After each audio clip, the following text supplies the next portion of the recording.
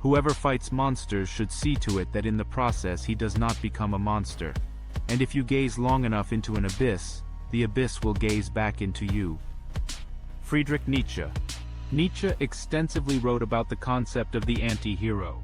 He believed that traditional ideas of heroism were based on outdated values, and that the true hero of the modern era was the individual who challenged traditional norms and values, even if this led to their own downfall or social ostracism. He famously described the anti-hero as the will to power in his book, Thus Spoke Zarathustra. Nietzsche's work was not particularly popular during his lifetime.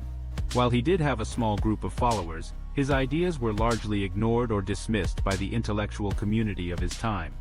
His controversial ideas and critiques of traditional values and institutions made him a polarizing figure. Nietzsche was an anti-hero. If only he was alive today, to see the anti-heroic pop culture movement. Not too long ago, characters were either protagonists, the hero, the defendant is not guilty, or antagonists, the villain. How about a little fire, Scarecrow? Now we see the best characters increasingly are protagonists and antagonists at the same time. Cue the long list of anti-heroes like Walter White, Tyler Durden, V from V for Vendetta, Deadpool, Rick Sanchez, Dexter, Thanos, and the list goes on. What can we surmise from this anti-heroic pop culture revolution? Is it a sign of the times that anti-heroes have become more prevalent in recent years, with many movies, TV shows, and novels featuring complex and flawed characters as the protagonists? Or are these anti-heroes filling in the gaps of a flawed culture? I am the danger. Let's explore the anti-hero.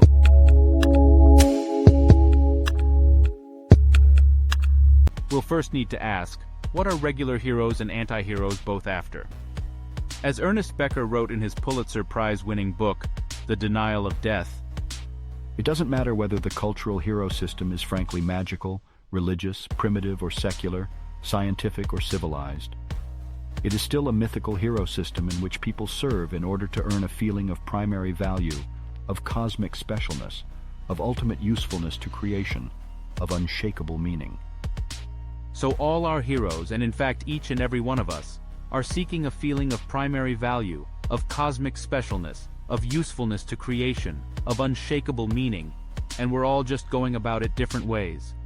The thing that defines whether you are an anti-hero or not is the way in which you go about your cosmic significance.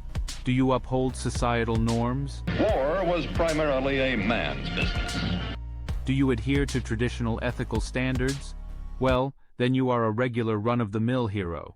Do you sometimes reject societal expectations? Do you have a moral code that is distinct from the conventional ethical standards of society? Are you complex and flawed? Well, then you are an anti-hero. The thing is, we are all both heroic and anti-heroic at the same time. It just depends on what facet of life we're talking about and to what degree. For instance, you can drop out of university. This is an anti-heroic thing to do. It is a complex decision, some may even call it flawed.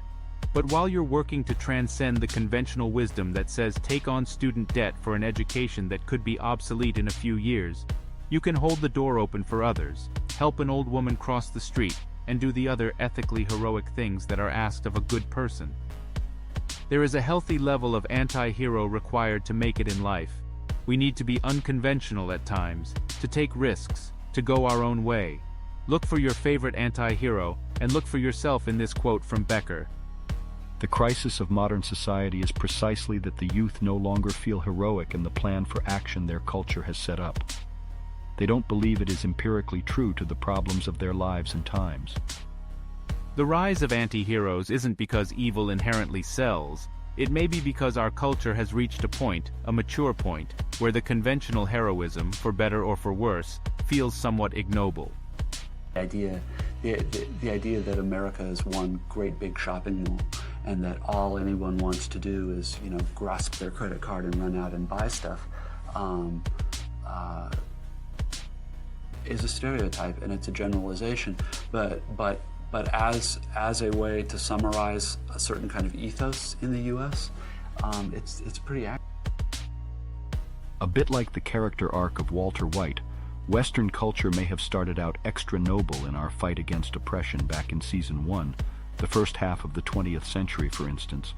But now in Season 5, the West has increasingly complex values layered with anti-heroic selfishness, violence, and dishonesty. This multi-dimensionality to our culture personality may be in part due to our omnipresent technology. This is not meant to be a social critique, but rather an appeal to why anti-heroes are popular. They may just better reflect the lives and times of today. Classic heroes living bravely with selflessness and a commitment to doing what is right may be more popular in a cultural system still in Season 1 that is newer and more revolutionary in its thinking. What do you think? Do you think pop culture reflects the culture we live in? Do you think anti-heroes have more appeal than heroes?